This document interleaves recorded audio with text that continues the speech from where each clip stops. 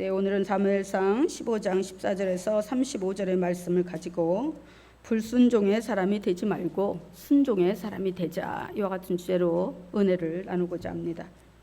하나님을 섬기며 나아가는 신앙의 과정에 있어서 순종은 가장 기본적이고 나아가 반드시 선행되어야 할 아주 중요한 믿음의 덕목입니다.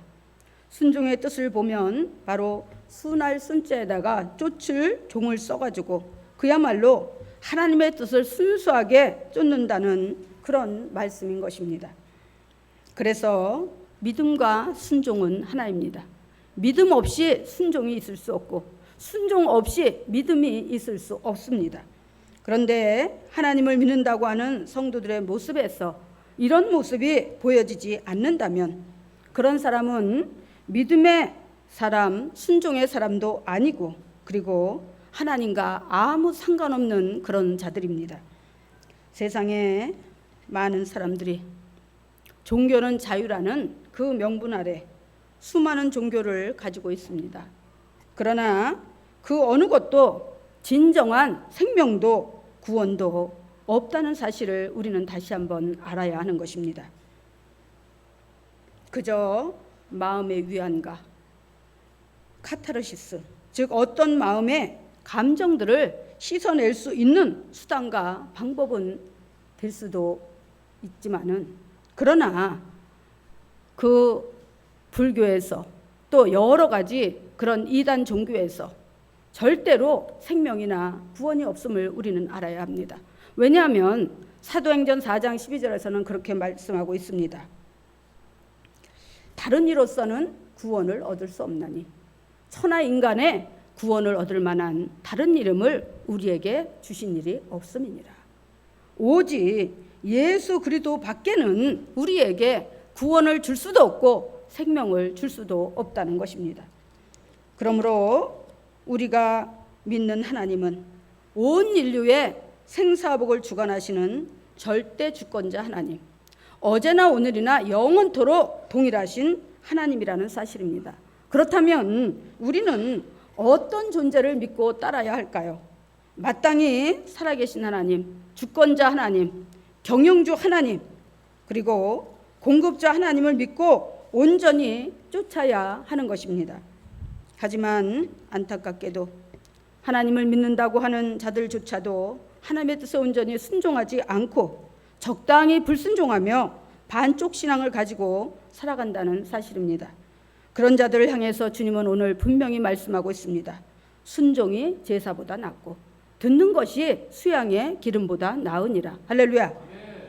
여러분, 오늘 본문을 통해서 순종하지 않고 불순종하는 것이 얼마나 하나님 앞에 큰 죄이며 또 하나님께 어떤 징계를 받게 되는지, 또한 온전히 순종하는 자에게는 하나님께서 어떤 복을 주시고 어떻게 사용하시는지 분명히 아시고 깨닫게 되시기를 바랍니다. 그리고 불순종하는 사람이 되지 말고 순종의 사람이 되기를 주님의 이름으로 축원합니다. 첫째로 오늘 본문에 보면은 불순종한 사울 왕이 나옵니다. 우리가 잘 아는 사울은 이스라엘의 초대 왕입니다. 전에는 사람 왕이 세워지기 전에는 신정시대라고 해서 바로 제사장이 제사권과 그리고 왕권, 또 어떤 법권, 또 정치권, 이런 모든 것을 혼자 소유하고 그렇게 치리해 나갔습니다. 그런데 신정시대가 뒤로 한 발자국 물러가고 이제 인본주의가 도래하는 그 시점에서 이스라엘 사람들은 사람 왕을 세워달라고, 눈에 보이지 않는 하나님을 우리가 계속해서 믿고 따를 수가 없으니까 우리 눈에 보이는 그런 사람 왕을 세워서 우리의 지도자로 세워서 우리를 다스리게 해달라고 이렇게 강력하게 요구를 합니다. 그러자 하나님께서 바로 베냐민 지파인 그 사울을 세워서 이스라엘의 초대 왕으로 세우는데, 그런데 그럴 때쯤 바로 사울은 굉장히 겸손한 사람이었습니다. 외모도 참 준수하고 키도 보통 키 크다고 하는 사람보다 머리 하나는 더 클 정도로 그렇게 키가 큰 그런 장신이었습니다. 그리고 얼마나 사람이 순수하고 겸손한지 하나님이 제사장 사무엘에게 명령하셔서 사울이라는 자를 데려다가 기름을 부어서 왕으로 세우라고 할 때 그는 자기 자신이 너무나 부끄럽고 너무나 부족함을 깨닫고 보따리 즉 행구 뒤에 숨었을 정도로 그렇게 겸손한 사람이었습니다. 그런데 그 사울의 어떤 외모를 보고 하나님이 왕의 기준으로 삼으신 것이 절대 아니라는 것입니다. 사울의 그 순수함, 그 겸손함을 보고 저렇게 겸손하고 순수한 사람이면 아마 정말 내 백성을 이스라엘 국민들을 잘 다스리고 이끌어 나가겠구나 이렇게 생각을 하시고 왕으로 세웠는데, 그렇다면 이 사울은 하나님의 기대에 어긋나지 않게 하나님의 말씀에 순종해서 더욱더 겸손하고 그리고 신실하게 하나님을 섬기고 백성을 귀하게 여기며 지혜롭게 그렇게 사랑으로 치리했어야 했는데 사울은 그렇게 하지 않았다는 사실입니다.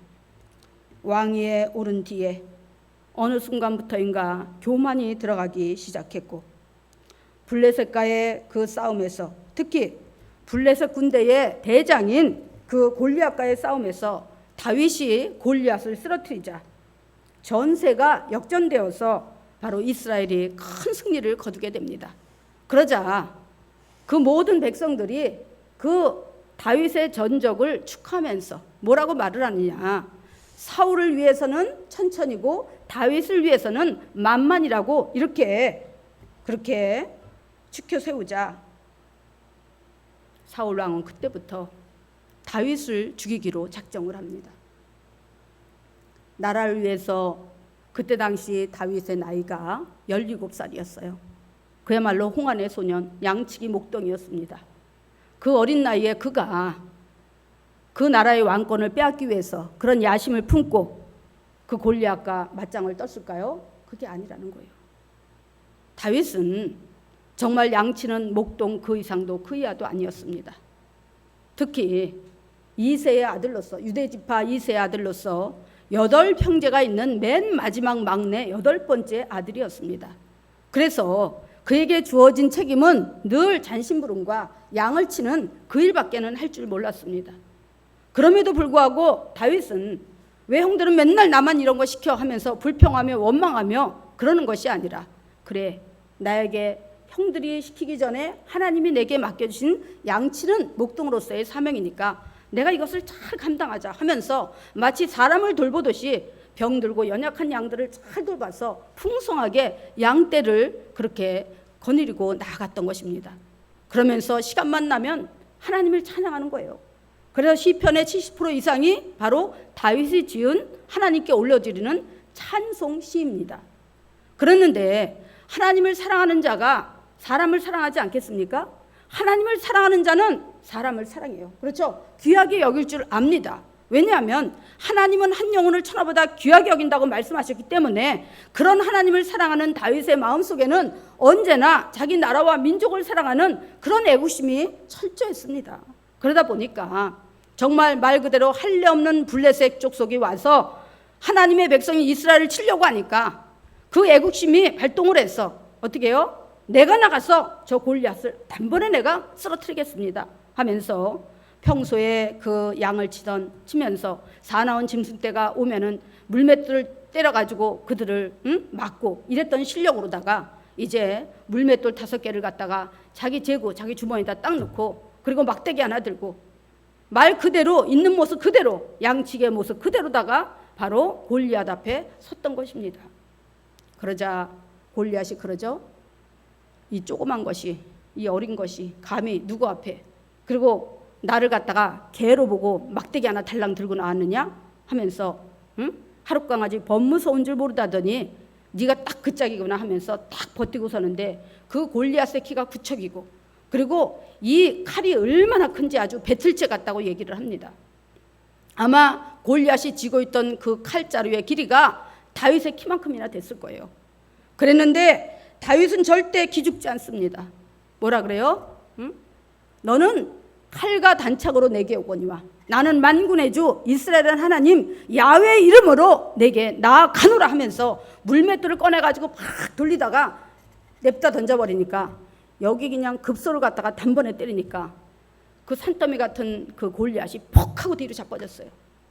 그대로 죽었어요. 못 일어났어요. 그랬으면 사울 왕이 어떻게 해야 돼요? 상을 줘야 마땅하죠. 응? 다윗에게 나라를 건졌다고, 위기 가운데서 나라를 건졌다고, 나이도 어린데 참 용맹하고 용감스럽다고, 강하고 담대하다고 하면서 상을 줘야지요.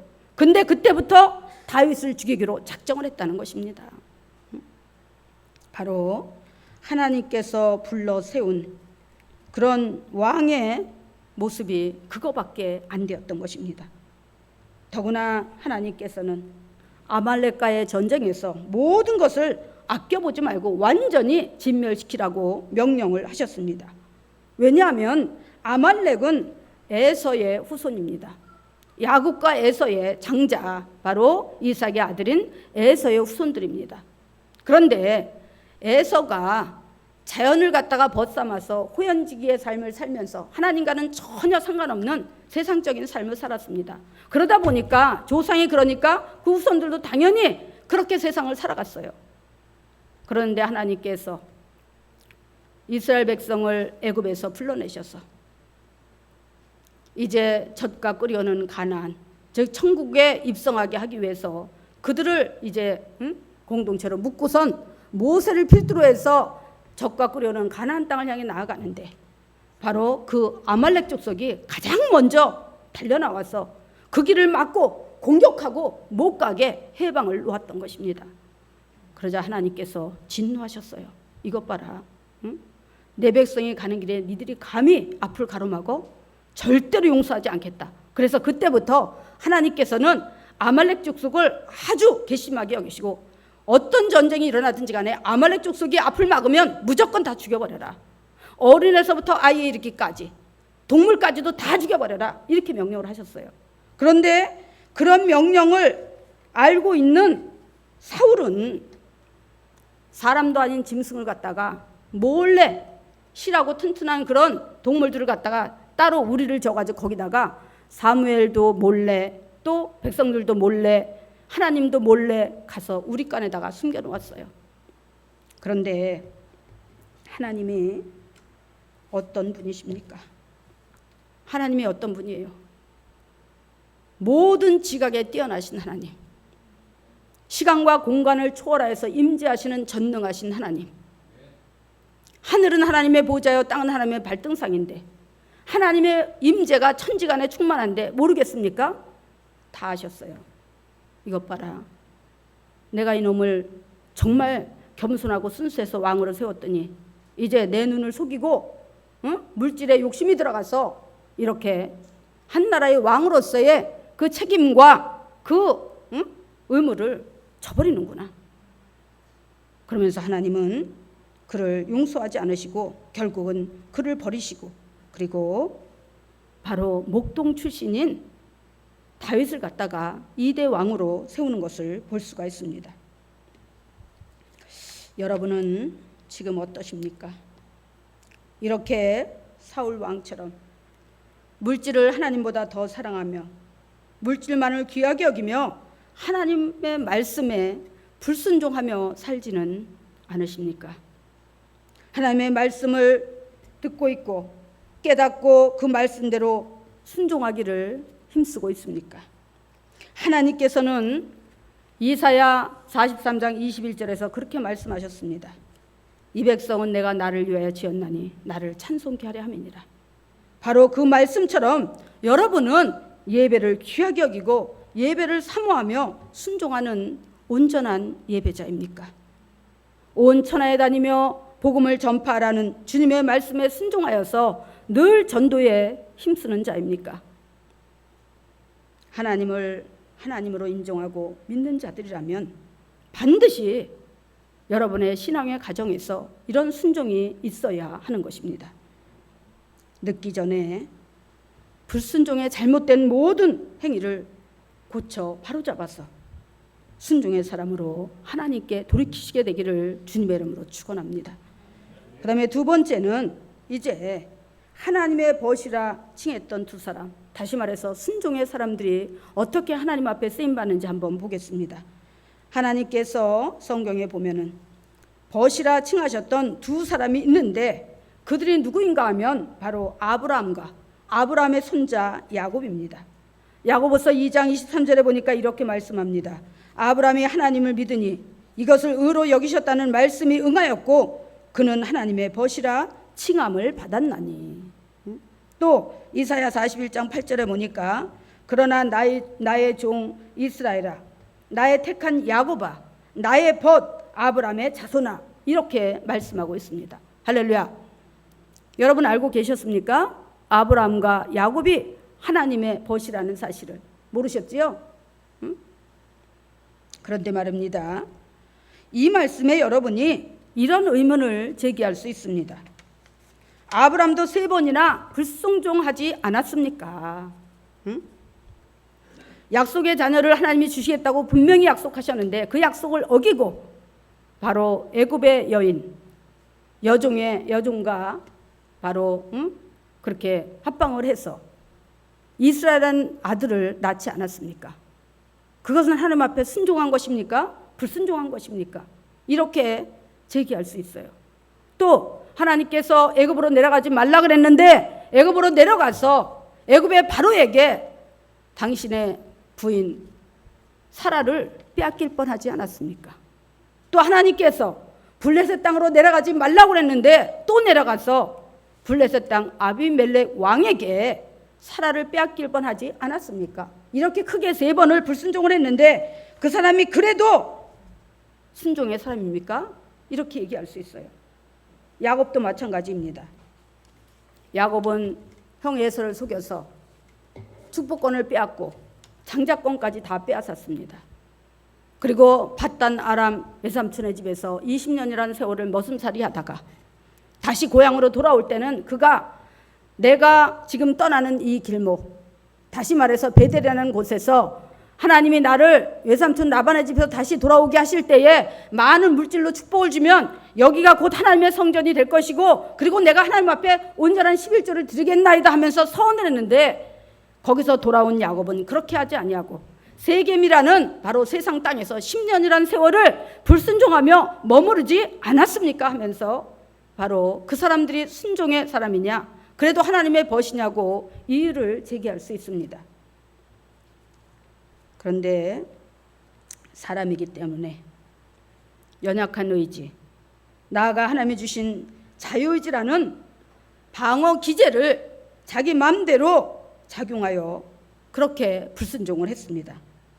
그러나 중요한 것은 두 사람 다 하나님의 경고를 받고 즉시로 돌이켜서 잘못된 믿음의 행위를 바로잡고 순종의 사람으로 하나님께 돌이켰다는 사실입니다. 저와 여러분도 마찬가지예요. 불순종할 수 있습니다. 10번이고 100번이고 불순종할 수 있어요. 그런데 주의 종이 권면을 하면서 그렇게 살면 안 됩니다. 하나님께로 돌아와야 됩니다. 순종의 사람이 돼야 합니다. 이럴 때 여러분이 즉시로 돌이켜서 회개하고 여러분의 잘못된 행실을 바로잡고 하나님 앞에 순종한다면 하나님은 여러분의 죄를 잘못을 기억지 않으시고 바로 여러분이 하나님 앞에 나올 때 나의 벗이라고 안아주시고 나에게 합당한 자라고 칭찬해 주시고 할렐루야 순종의 사람이라고 복을 주시는 것입니다. 바로 아브라함이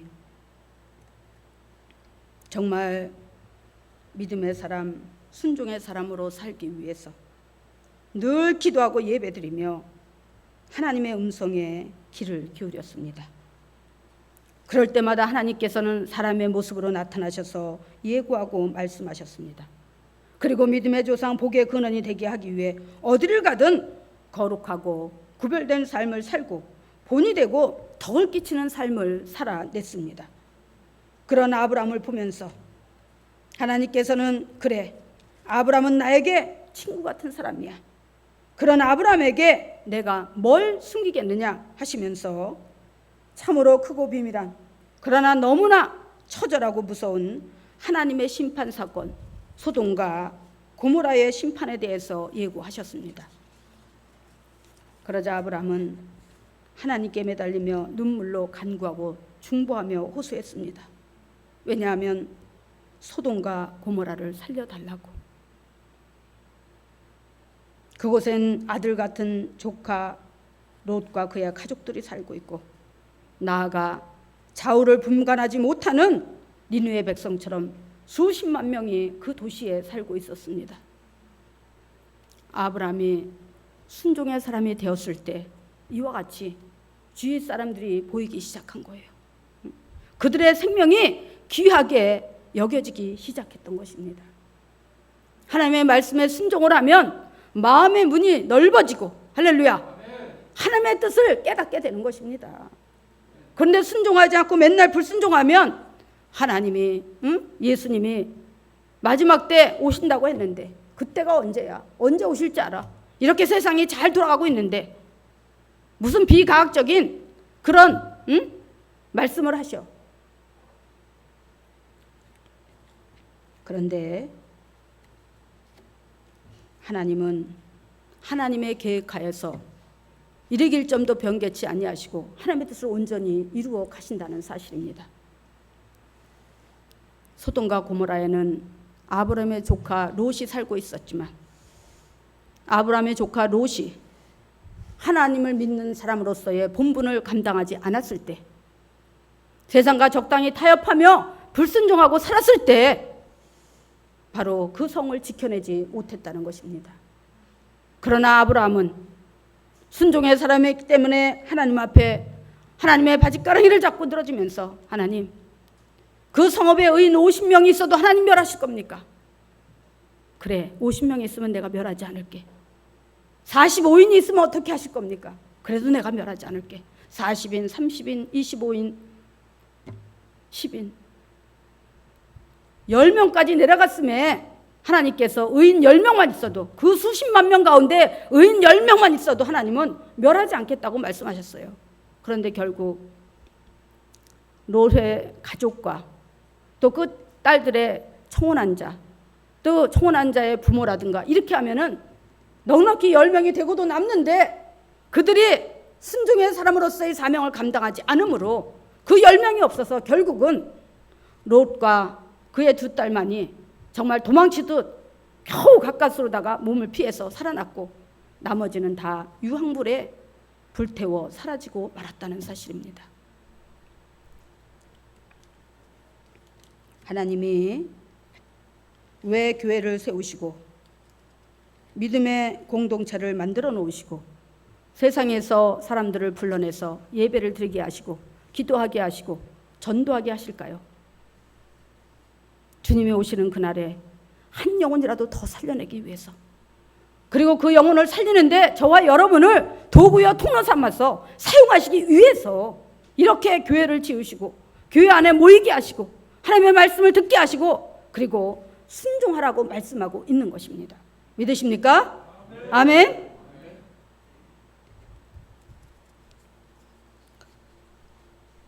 하나님은 아무나 세워서 믿음의 조상, 복의 근원이 되게 하시지 않으십니다. 하나님의 그 크고 놀라운 복을 주시려면 먼저 그 사람을 훈련하는 작업에 들어갑니다.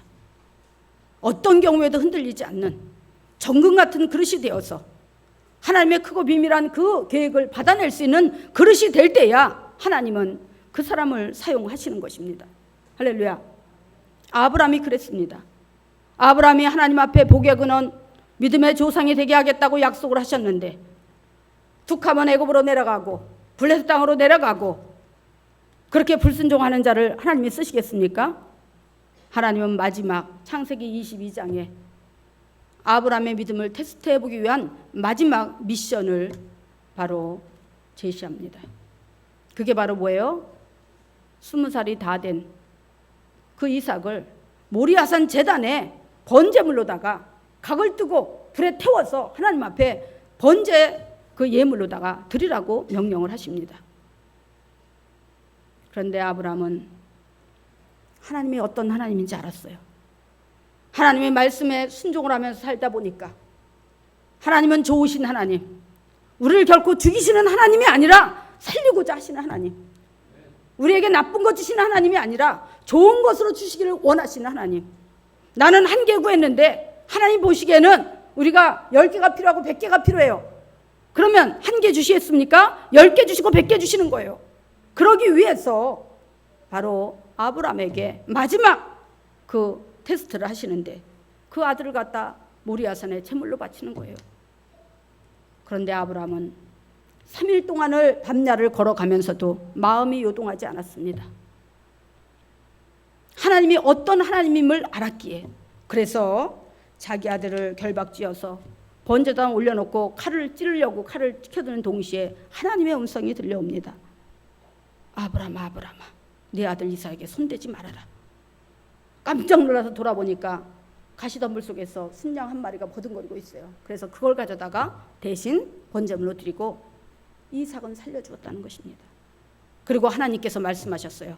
내가 이제야 너를 믿노라. 내가 이제야 네가 네 아들 독자도 아끼지 아니하고 나를 위해 주려고 했으니까 이제부터 너는 천하 만민이 우러러보는 그런 복의 그는 믿음의 조상이 될 것이다. 이렇게 하나님의 축복을 받는 검증을 어떻게 했어요? 받고 말았다는 사실입니다. 할렐루야. 여러분,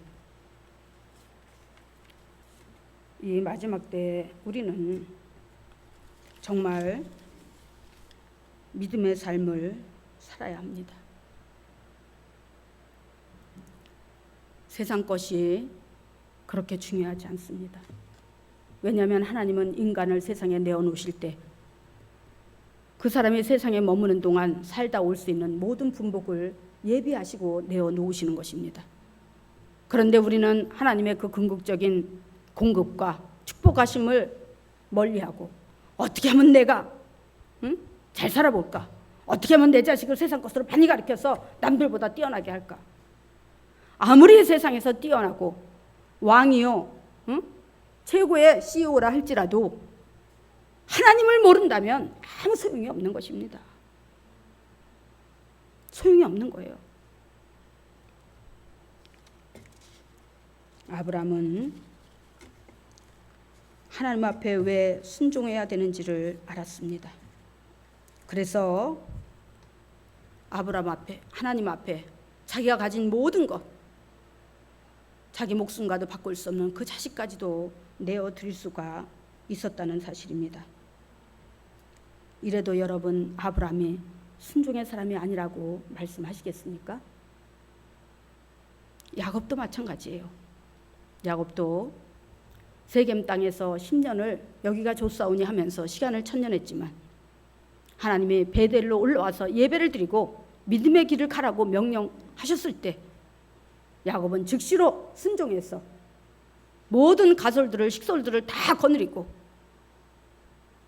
우상적인 그런 어떤 저기가 남아있는 그런 모든 장식물들도 다 내려놔서 땅에다 다 파묻어버리고 오직 야훼 하나님만 섬기겠다고 생각하고 베델 하나님의 전으로 기꺼이 올라갔던 것을 볼 수가 있습니다. 그러자 하나님은 그 아들 12명을 갖다가 이스라엘의 믿음의 방백으로 세우고 그들을 통해서 하나님의 구원의 계획을 이루어 가셨던 것입니다. 이래도 야곱이 불순종의 사람입니까? 할렐루야. 여러분,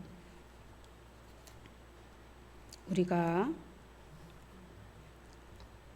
정말 주님을 사랑하고 하나님을 경외하고 두려워하는 그런 믿음을 가진 사람들이라면 우리는 세상 것을 먼저 추구하지 않습니다. 잠언 8장 17절에 보면 그렇게 말씀합니다. 나를 사랑하는 자들이 나의 사랑을 입을 것이요 나를 간절히 찾는 자가 나를 만날 것이니라. 세상 모든 그런 인간을 진실로 사랑하셨기 때문에 하나님의 뜻에 온전히 순종하심으로 십자가를 지셨습니다.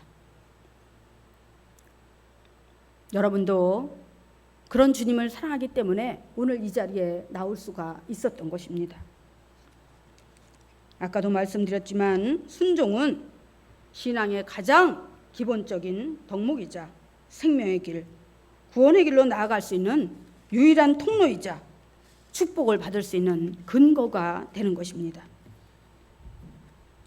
이스라엘의 역대 왕들의 일대기를 보면 나라와 백성들에게 평안함과 윤택함을 안겨준 왕들은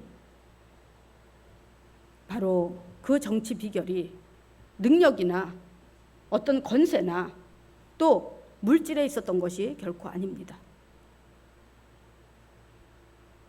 비록 인간 왕을 세워서 눈에 보이는 사람이 나라를 다스리고 치리해 나가지만 우리 눈에 보이지 않지만 분명히 살아계시고 인간의 모든 생사복을 주관하시는 그 주권자 하나님을 바라보면서 온전히 하나님의 뜻에 순종할 때 그런 왕들은 하나님 앞에 쓰임받고 하나님 앞에 칭찬받고 백성들도 잘 살게 하는 그런 선한 영향력을 끼쳤던 것입니다.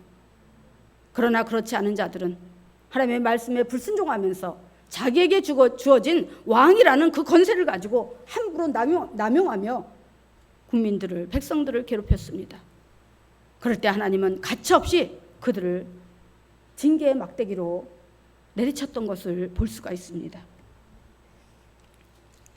여러분도 형통하고 안정적인 인생을 이루어가기를 원하십니까? 그렇다면 순종의 사람이 되시기 바랍니다. 적당주의로 살지 마시고 철저하게 하나님의 말씀에 순종하시기 바랍니다. 믿음과 순종은 하나입니다. 믿음 없이 순종할 수 없고 순종하지 않는 사람은 믿음의 사람이 아닙니다. 예수님이 예루살렘과 온 유대와 사마리아 땅을 두루 다니시면서 복음을 전하시고 기적을 행하실 때 수많은 사람들로 인해서 인산인해를 이루었습니다. 육으로 오셨던 그 예수님을 본 자들이라면 적어도 그들에게 믿음이 있었다면 하나님의 말씀에 순종하는 순종함이 있었다면 그들 모두가 다 은혜 받고 변화되어서 새 사람이 되었어야 하지를 않겠습니까? 응? 모두가 다 예수 그리스도를 믿는 크리스찬이 되어야 마땅한 것입니다. 그런데 그 수많은 인파들이 인산인해를 이루면서 예수님을 애워쌌지만 그 중에서 예수님을 만나고 기적을 체험하고 축복을 받았던 사람은 아주 소수에 불과했다는 것입니다. 그럼 그들을 보면서 주님이 말씀하셨어요. 너희 귀 있는 자들은 들을지어다. 들을 귀 있는 자는 들을지어다. 할렐루야. 오늘날에도 마찬가지입니다. 이 땅에 큰 교회도 많고 작은 교회도 많습니다. 그러면 큰 교회 나오는 성도 몇만 명이라고 하면 그 사람들이 다 순종하는 사람이겠습니까? 아니에요.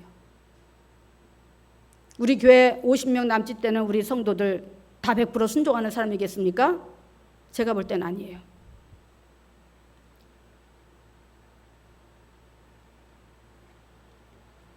여러분이 하나님 앞에 나올 때 철저하게 예배의 사람이 되어서 마음으로 준비하고 나오시기 바랍니다. 여러분들이 적어도 집이 멀다면 조금 일찍 나오세요. 응? 차 막힐 거 감안하고 조금 일찍 나오세요. 나오셔서 한 20분이든 10분이든 하나님을 뜨겁게 찬양함으로 곡조 있는 기도를 올려드리고 그리고 마음의 문을 활짝 열고 하나님의 말씀을 받아야 그 말씀이 내 마음밭에 떨어져서 30배, 60배, 100배 결실을 맺게 되는 것입니다. 시간 다 돼서 아니면 시간 지나서 어기적거리고 와서 말씀을 들으려면 어떻게 해요? 은혜가 되겠어요? 마음 문이 닫혀 있는데. 순종의 사람은 그렇게 하지 말아야 하는 것입니다. 예배를 그 무엇보다 귀중하게 여기고 내가 오늘 예배를 통해서 강단에서 선포되는 말씀을 통해서 내가 살아계신 하나님을 영적으로 인격적으로 내가 만나야 되겠다.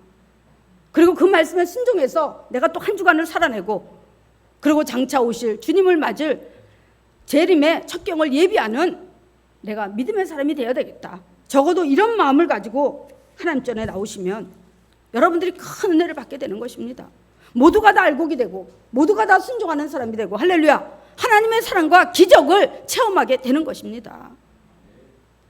히브리서 11장 1절에서는 그렇게 말씀합니다. 믿음은 바라는 것들의 실상이요 보지 못하는 것의 증거니 또 11장 6절에서는 믿음이 없이는 기쁘시게 못하나니 하나님께 나아가는 자는 반드시 그가 계신 것과 그가 자기를 찾는 자들에게 상 주시는 이심을 믿어야 할지니라. 할렐루야.